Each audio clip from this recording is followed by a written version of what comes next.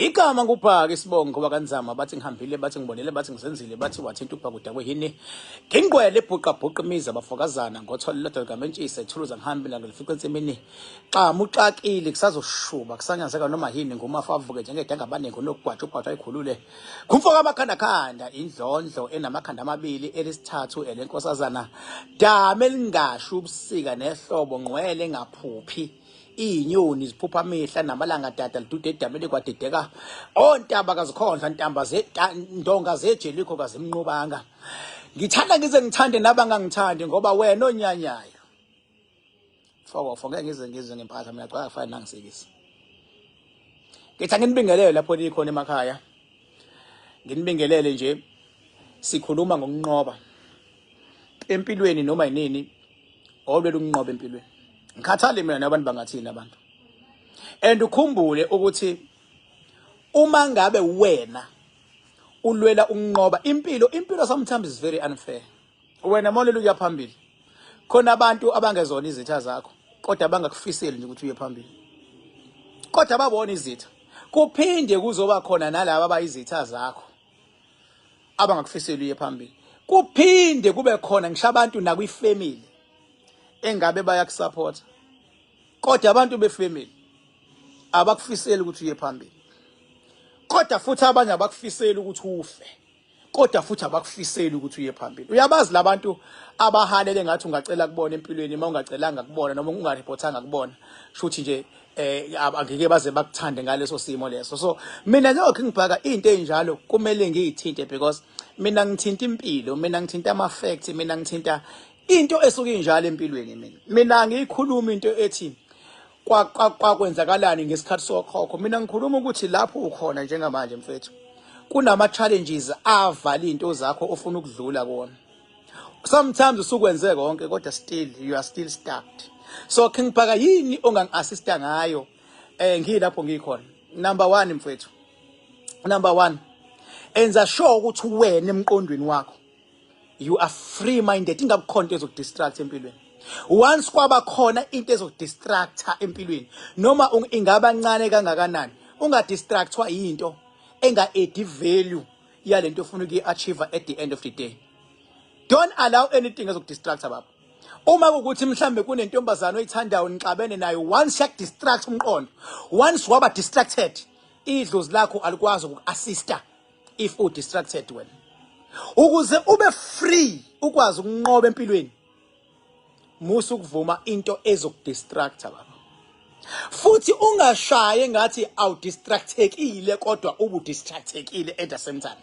but psychologically iba nendlela ozodila ngayo nezimpo obhekene nazo ukwazi ukuhlukanisa ukuthi lokhu ngeke kuze kungisize but lokhu kuzongisiza kuzokusiza ngani ukuxabana nesithandwa sakho vele mhlambe la sikhona esiyifebelayo kwayisona vele siyayifebela mos but uxabene naso wena and usuze ngempela awulale ebusuku ucabanga umuntu mhlambe honestly speaking la ekhona omunye umuntu umgonile awucabangi ngani ukuthi no because lo muntu lo la ekhona vele akangithathi serious uma engangithathi serious shothi ukhona umuntu amthatha serious wena susaka ukufocusa kuleyo nto because once wafocusa kuleyo nto engeke izikusize ngalutho uzogcina wenza izinto mfethu ezocost impilo yakho uzogcina uthatha isibhamu uthatha umbese ugcina uthatha ini uhambe uyolimaza umuntu okade vele ngekasakusiza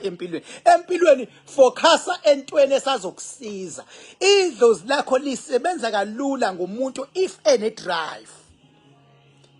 drive khona mfethu ukuthi kade wenza ibhizinisi noma wengane noma ubuwenza ibhizinisi nonkosikazi wakho ibhizinisi olenze noma wengane noma walenza nonkosikazi noma walenza nendoda uma nihlukana definitely bafethu lizo affecteka lokho it's given lizo affecteka because imimoya yeni bibambisene ukuyenza lento mase nicabana imimoya yona ishaya into ebeniyisebenza definitely izo affecteka uma kuukuthi nibambisene naze nathenga imoto ndawonye namhlanje niyaxabana lezo moto bafethu ningathakathiwe zizoba nenkinga zizofa zizofa. And uyohamba uzube mfushane uthi ngifelwa yimoto, ngifelwa ubani. Umuntu othenga imoto unaye senixabene. So manje impi yedlozi lakhe noma impi yelwane zakhe zenzani, zishaya lento ezi understanda kangcono ukuthi benisebenza kanjani. That is why mfethu uma uhlukana nomuntu ufuna uyitshele ukuthi manje it's about you.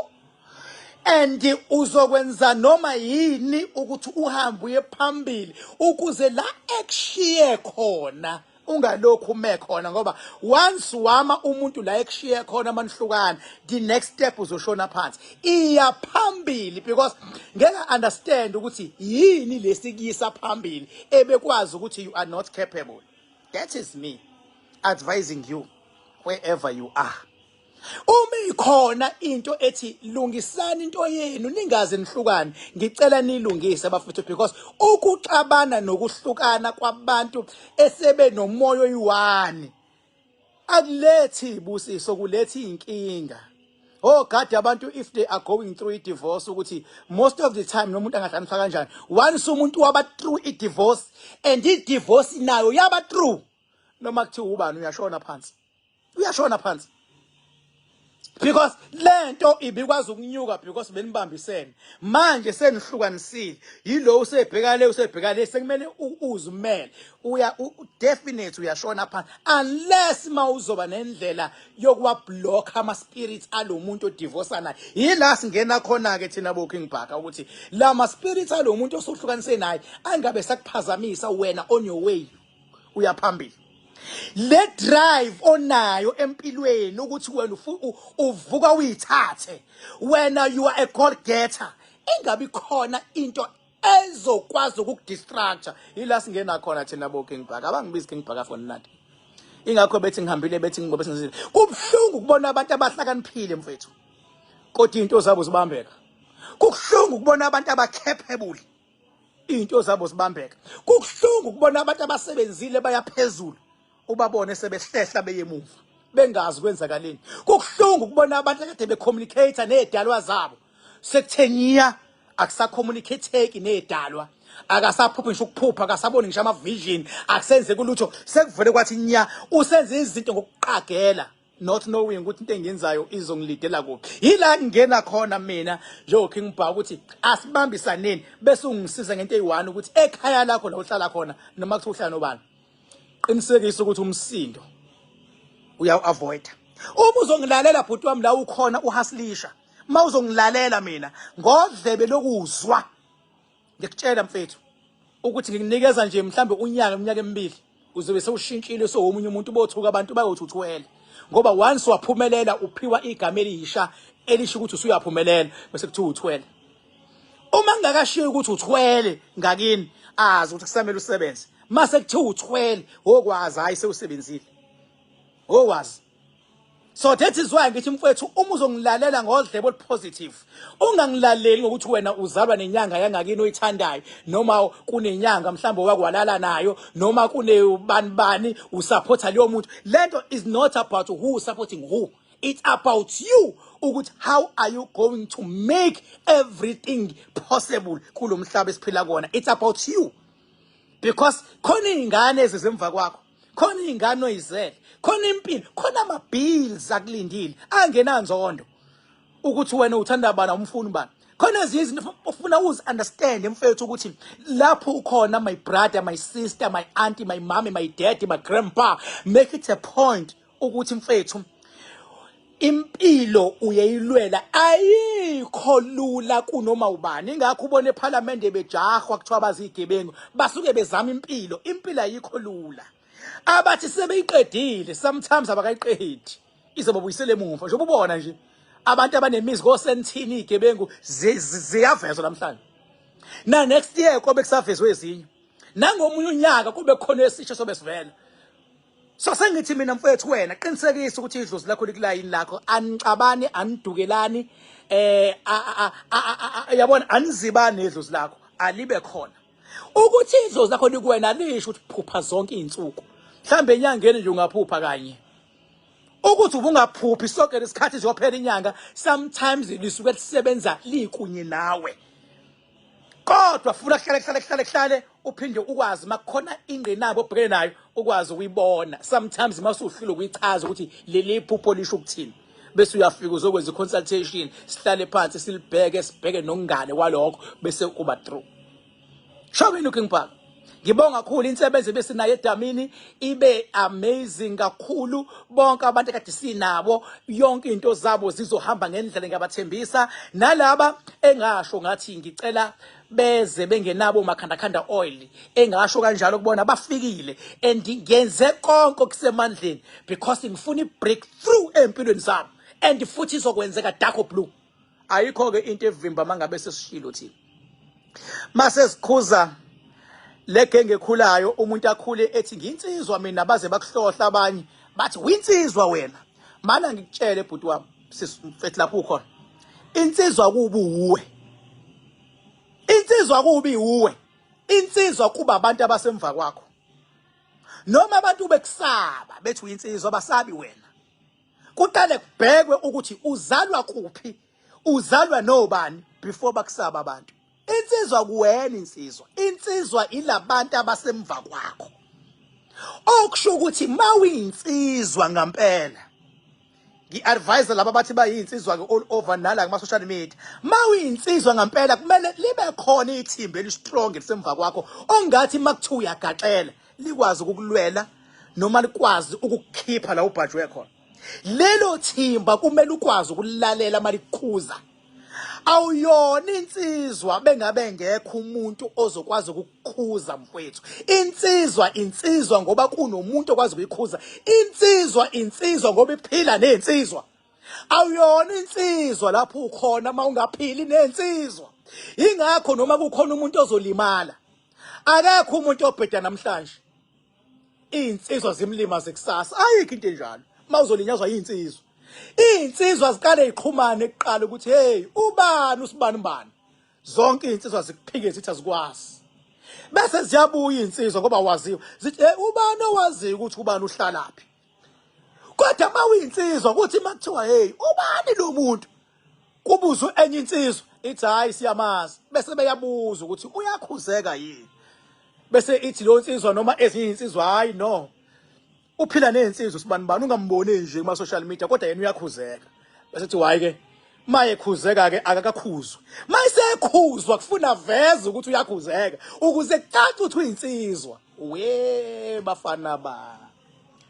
we bafana bami ngitshela ngisho ingane zeni bo mama bo baba lazikhona ukuthi funa bekhona umuntu okwazi ukukhuza kufana noma umakoti uganile funa bekhona umuntu okwazi ukubonisa ngomendo wakho kuwona uyabona umakoti uzothi makuthi gibela phezukwendlu ugibele awukhuzeki wena ayileka uyena umakoti angeke uvuse umuzi wena funa bekhona umuntu othi mayisethe musu kuyenza lento bese uthi hayi no ngiyezwa and masuba nesibindi sokwazi ukuxolisa uzowakha kumuzi lapho makwazi ukuzehlisa kodwa mawulenhlobo ethi mina ngixolisi for sec ngokuwakho umuzi wena mawulensizwa ethi mina ngizehlisi komunye umfana lalela ngokuwakho umuzi bheka lezi insizwe ezisatshwayo nehlonishwayo neziyiqhwaga gada imvamsa yazo zikhuluma soft zikhulumele phansi ziku-advise ungazi ukuthi wena umuntu olunge kanje kanti ingozi na uyazi lokushini ngakini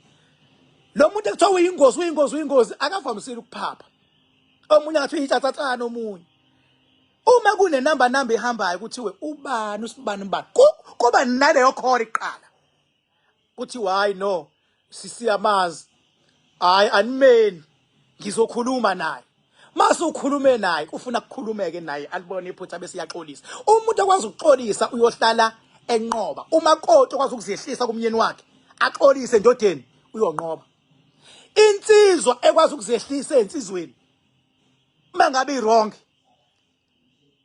lo insizwa iyophila ngoba insizwa kuwena insizwa abantu abasemva kwakho insizwa yilezi insizwa ophila nazo ezenza wena ube insizwa uma ungangizwa fuck off kama kubhaka mina bathi ngihambile bathi ngimwele bathi ngizenzile bathi wathi udakwe yini ngingqwele ebhuqa imiza abafokazana ngothola lodwa mentshise mina mangibona umuntu mina ezihlisa noma exolisa la ngeke ngibone ukuthi hayi uclever lo futhi insizwa le Lothi angixolisi mina khulileka baba. Usukuyisholo. Sukuyisholo. Sukuyisholo nje. Ngothi awuxolisi wena. Noma usehlisi wena, sukuyisholo. Awunamuntu okubonisayo. Shothi weak. Shothi weak. Kodwa mawu strong bazokutshela bathi hayi ingozi le. And mawusutshela ukuthi ingozi le, hayi wosaba. Right. Kufaka amakhanda khanda. Umsebenzi wami ukuqinisekisa ukuthi abantu bayaphila, ngibanikeza iziyalo eziproper. Bese ngibalwela izimpi ezingaphezulu kwabo. Bese ngibalwela izimpi nemimoya, ngibalwela izimpi nezilwane ezingaphezulu kwabo. Bese siyaqinisekisa ukuthi idlozi lakho noma kuthiwa beselidube noma selithukutheleka kangakanani, asisehlisa umoya, silibuye bese liyakusupport. Thank you so much. Mawufuna number yami 0798130260. Ngithola ngensuku ezimbili. NgoLwesithathu ngisuke nginumber 44 Rocky Ridge Road noma nje uthi King Bhakanzama ekuletha la. NgoMgqibelo ngisuke sizoqala ku Rocky Ridge.